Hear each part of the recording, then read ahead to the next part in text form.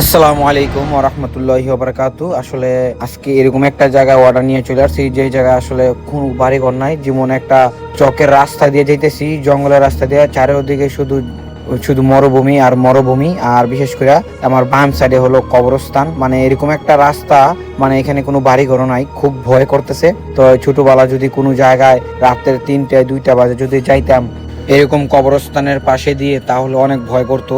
তো মুরব্বীরা বলতো যে যদি পিছনে যদি কেউ ডাকাডাকি করে তাহলে পিছনে না তাকানোর জন্য। তো আমি আসলে খুবই ভয়ে গাড়িটা চালাইতেছি, তো পিছনের দিক দিয়ে কোনো তাকাই না।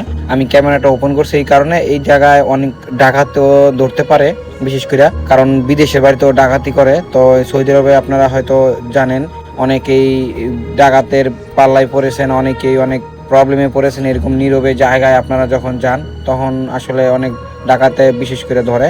আর আমার তো ভয় সবচেয়ে বেশি ডাকাতের, কারণ কি অন্য দিক দিয়ে কোনো ভয় নাই, কারণ এই জায়গায় আরবখানিতে ভূত জিন বলতে কিছু আজ পর্যন্ত দেখি নাই। তো আমার সবচেয়ে ভয় ছিল কোনো ডাকাতে বা কেউ কোনো কিছু ছিনতাইকারী কোনো পাল্লায় পড়ে কিনা। তো এই রাস্তাটা খুবই ভয়ঙ্কর রাস্তা, কেউ আসলে একটু সাবধানে আসবেন, আর এইসব রাস্তায় না আসাটাই ভালো আমার জানার মতে।